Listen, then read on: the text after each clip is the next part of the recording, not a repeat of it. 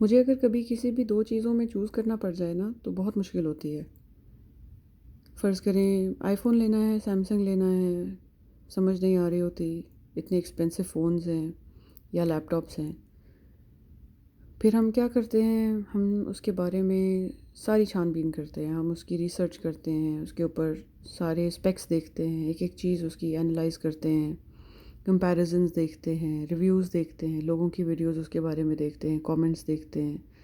کس کا کیا ایکسپیرینس تھا، کس کا کیسا ریویو تھا۔ جس کا بہترین ریویو ہوتا ہے نا، پھر ہم اس پہ وہ چیز خریدتے ہیں۔ اتنی ہم ریسرچ کرتے ہیں، انسان اتنی ریسرچ کرتا ہے اوور چھوٹی چھوٹی چیزیں جو دنیا میں لینی ہوتی ہیں۔ کہیں کھانا کھانا ہو، ہم کتنا تجسس ہوتا ہے، یار وہیں سے لیں گے جہاں سے بیسٹ کھانا ملے، وہاں چلتے ہیں۔ پھر کہیں ویکیشن پہ جانا ہو تو کوشش ہوتی ہے کہ اس جگہ جایا جائے جو مشہور ہے، جہاں پہ اچھے ریویوز ہیں، جس کے بارے میں ریسرچ کرتے ہیں نا، ہم پتہ کرتے ہیں، دوستوں یاروں سے پوچھتے ہیں، ادھر ادھر بڑوں سے پوچھتے ہیں۔ کبھی بھی ایسا نہیں ہوا کہ کوئی چوائس ملے بٹوین ٹو تھنگز اور ہم کمپیریزن میں اپنی کوئی کوتاہی ہم چھوڑیں۔ چائے پینی ہے، 2 3 آپشنز ہیں، پھر ہم دیکھیں گے، چوز کریں گے، ایکسپیرینس کریں گے۔ اسی طرح کسی بچے کو اسکول میں ڈالنا ہو، ہم پوچھتے ہیں کون سا اسکول اچھا ہے، کون سے اسکول کے اچھے رزلٹس آتے ہیں، کون سے اسکول کے ٹیچرز اچھے ہیں، ماحول کیسا ہے۔ بڑی چیزیں ہیں، بہت چیزیں ہم دیکھتے ہیں۔ ایون یہ تو بہت بڑی باتیں ہو گئی، اگر ہم نے صرف ایک کپڑا ہی بازار سے خریدنا ہو تو ہم ایک دوسرے سے پوچھتے ہیں کس دکان سے اچھا کپڑا ملتا ہے، جاتے ہیں، محنت کرتے ہیں، دیکھتے ہیں، دکان دکان پھرتے ہیں، پھر جا کے ایک تسلی ہوتی ہے کسی جگہ سے تو وہاں سے چیز خریدتے ہیں، اور اکثر پھر جب تسلی ہو جاتی ہے تو اسی جگہ سے چیز ہمیشہ خریدتے رہتے ہیں۔ تو سوال یہ تھا کہ جب رسول صلی اللہ علیہ وسلم نے فرما دیا کہ پچھلی امتیں 72 فرقوں میں بٹ گئیں، میری امت 73 فرقوں میں بٹے گی اور ایک جنتی ہوگا ان میں سے، تو ہم نے یہ کیسے، اس پہ ہم نے صبر شکر کر لیا، کیسے ہم لوگ ریلیکس کر گئے اس وعدے پہ یا اس نیوز پہ کہ آپ بورن ہوئے ہیں یا پیدا ہو گئے ہیں ایک فرقے میں جو شاید ان 72 میں سے ہو۔ پاسبلٹی ہے نا، کیونکہ رسول صلی اللہ علیہ وسلم نے یہ تو نہیں بتایا کہ یہ نام ہے اور یہ نام ہے اور یہ نام ہے اور یہ ہیں۔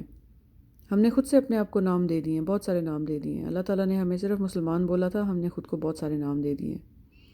لیکن کیا ہم لوگ جو پیدائشی طور پہ اپنے اس پہ چلتے آ رہے ہیں، جس فرقے میں ہم پیدا ہوئے تھے، جو ہم فالو کر رہے ہیں،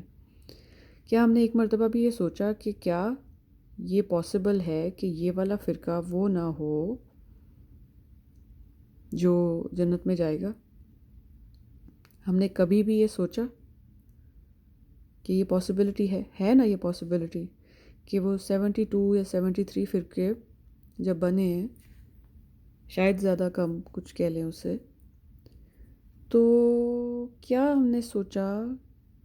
ریسرچ کی، کوشش کی جاننے کی، ادر فرقے کی ریالٹی کچھ اور ہم نے پڑھنے کی کوشش کی، اوپن مائنڈڈلی، بائس کے ساتھ نہیں، بائس نہیں رکھنا۔ اور میں یہ نہیں کہہ رہی کہ I am not here to tell you